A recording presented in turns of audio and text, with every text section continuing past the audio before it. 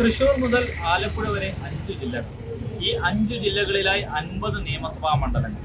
ഈ 50 നിയമസഭാ മണ്ഡലങ്ങളിൽ പരമാവധി മണ്ഡലങ്ങളിൽ വിജയിച്ചു വരിക എന്ന ലക്ഷ്യം വെച്ചുകൊണ്ടുള്ള പ്രവർത്തനമായിരുന്നു UDF-ഉം LDF-ഉം അതോടൊപ്പം തന്നെ NDA മുന്നണിയും പ്രചാരണത്തിലുടനീളം കാഴ്ചവെച്ചത്. ഈ മണ്ഡലങ്ങളിൽ, അതായത് ഈ 50 മണ്ഡലങ്ങളിൽ ഭൂരിഭാഗം മണ്ഡലങ്ങളിലും കഴിഞ്ഞ തവണ വിജയിച്ചു വന്നത് LDF ആയിരുന്നു. അതായത് ആകെയുള്ള 50 മണ്ഡലങ്ങളിൽ 35 മണ്ഡലങ്ങളായിരുന്നു കഴിഞ്ഞ തവണ LDF വിജയിച്ചത്. UDF-നാകട്ടെ 15 മണ്ഡലങ്ങളിൽ മാത്രമാണ് വിജയിക്കുവാൻ കഴിഞ്ഞത്. ഒരു സീറ്റിൽ പോലും കഴിഞ്ഞ തവണ NDAക്ക് വിജയിക്കുവാനും കഴിഞ്ഞില്ല. ഇതിൽ പ്രധാനപ്പെട്ട തൃശൂർ, ആലപ്പുഴ ജില്ലകളിലെല്ലാം തന്നെ കേവലം ഒരു സീറ്റിൽ മാത്രമായിരുന്നു UDF-ന് വിജയിച്ചു വരാൻ കഴിഞ്ഞത്. ഇത്തവണ എന്നാൽ കക്ഷി നിലയിൽ വലിയ മാറ്റമുണ്ടാകുമെന്നൊരു പ്രതീക്ഷയാണ് UDF-നുള്ളത്. പ്രധാനമായും തങ്ങളിൽ നിന്ന് അകന്നുപോയ ക്രൈസ്തവ വോട്ടുകളെ വലിയ തോതിൽ തന്നെ തിരികെ UDF-ലേക്ക് എത്തിയിട്ടുണ്ടെന്നൊരു പ്രതീക്ഷയാണ് UDF മുന്നണിക്കും അതോടൊപ്പം തന്നെ UDF ക്യാമ്പിനുമുള്ളത്. പ്രത്യേകിച്ച് ഇടുക്കി, കോട്ടയം ജില്ലകളിൽ കൂടുതൽ സീറ്റുകൾ വിജയിച്ചു വരാൻ കഴിയുമെന്ന് UDF കരുതുന്നുണ്ട്.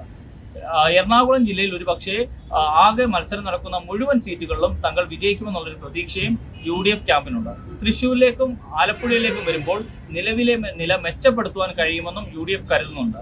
അങ്ങനെയാണെങ്കിൽ 32 മുതൽ 35 സീറ്റുകൾ വരെ വിജയിക്കുവാൻ കഴിയുമെന്നുള്ളൊരു പ്രതീക്ഷയാണ് നിലവിൽ മധ്യ കേരളത്തിൽ UDF-നുള്ളത്. എന്നാൽ LDF-നെ സംബന്ധിച്ച് കഴിഞ്ഞ തവണ ലഭിച്ച 35 സീറ്റുകൾ ഈ തവണ ലഭിക്കില്ലെങ്കിലും കുറഞ്ഞത് 30 സീറ്റുകളെങ്കിലും ഉറപ്പായും ലഭിക്കുമെന്നൊരു പ്രതീക്ഷയാണ് LDF മുന്നണിക്കുള്ളത്. പ്രധാനമായും ആലപ്പുഴയിലെയും തൃശ്ശൂരിലെയും പാർട്ടി കോട്ടകളിലൊന്നും തന്നെ പരിക്കേക്കാതെ വിജയിച്ചു വരാൻ കഴിയുമെന്നൊരു പ്രതീക്ഷ LDF മുന്നണിക്കുണ്ട്. മാത്രവുമല്ല, കഴിഞ്ഞ തവണ UDF മുന്നണി വിട്ട് LDF മുന്നണിയുടെ ഭാഗമായ ജോസ് കെ മാണി നേതൃത്വം നൽകുന്ന കേരള കോൺഗ്രസ് എമ്മിന്റെ സാന്നിധ്യം ഇടതുമുന്നണിക്ക് കോട്ടയം, ഇടുക്കി ജില്ലകളിൽ വലിയ രീതിയിലുള്ള ഒരു സ്വാധീനം അവരുടെ വിജയത്തിന് കൂടുതൽ കരുത്തു പകരുന്നതായിരുന്നു. ആ നിലയിൽ ജോസ് കെ മാണി വിഭാഗത്തിന്റെ പിന്തുണ ഈ തെരഞ്ഞെടുപ്പിലും LDF-ന് ഇടതുമുന്നണിക്ക് വലിയ ആശ്വാസകരമായ ഒരു റിസൾട്ട് നേടിത്തരുമെന്ന പ്രതീക്ഷ ഇപ്പോഴും CPM നേതൃത്വത്തിനും ഇടതുമുന്നണിയുടെ ക്യാമ്പിനുമുണ്ട്. എന്നാൽ ജോസ് കെ മാണി നേതൃത്വം നൽകുന്ന കേരള കോൺഗ്രസ് മാണി വിഭാഗം കോട്ടയം ജില്ലയിലെ ജോസ് കെ മാണി മത്സരിക്കുന്ന പാലയിൽ ഉൾപ്പെടെ പരാജയപ്പെടുമെന്നൊരു വിലയിരുത്തലാണ് UDF മുന്നണിക്കുള്ളത്. അപ്പോഴും കഴിഞ്ഞ നിയമസഭാ തെരഞ്ഞെടുപ്പുകളിലെല്ലാം തന്നെ വലിയ സ്വാധീനമില്ലാത്ത NDA മുന്നണിക്ക് ചില പ്രസക്തി ഈ തെരഞ്ഞെടുപ്പിലുണ്ട്. അതിന്റെ ഏറ്റവും പ്രധാനപ്പെട്ട ഒരു കാര്യം, മധ്യ കേരളത്തിൽ പ്രത്യേകിച്ച് എറണാകുളം ജില്ലയിൽ വലിയ സ്വാധീനമുള്ള രാഷ്ട്രീയ പാർട്ടിയാണ് 2020. ആ 2020 ഈ തവണ NDA പാളയത്തിലാണുള്ളത്. സാബു എം ജേക്കബും അദ്ദേഹത്തിന്റെ പാർട്ടിയും തെരഞ്ഞെടുപ്പിന് ദിവസങ്ങൾക്ക് മുമ്പാണ് NDA മുന്നണിയുടെ ഭാഗമാകുന്നത്. ഈ 2020 പാർട്ടിക്ക് കുന്നത്തുനാട് പോലെയുള്ള, പിറവം പോലെയുള്ള, വൈപ്പിൻ പോലെയുള്ള, തൃക്കാക്കര പോലെയുള്ള, തൃപ്പൂണിത്തുറ പോലെയുള്ള മണ്ഡലങ്ങളിൽ കൃത്യമായ വോട്ടുണ്ട്.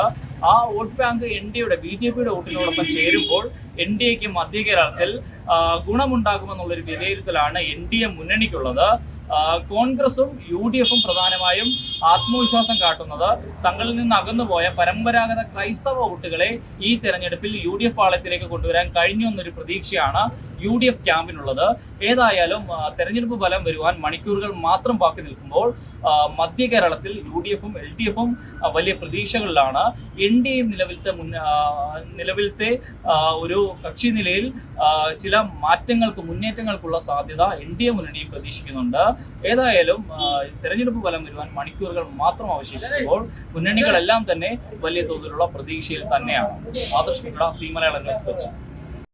ഏറ്റവും പുതിയ വാർത്തകളും വിശേഷങ്ങളും വിരൽ തുമ്പിലറിയാൻ സി മലയാളം ന്യൂസ് എല്ലാ ഡിജിറ്റൽ പ്ലാറ്റ്ഫോമുകളിലും ലഭ്യം.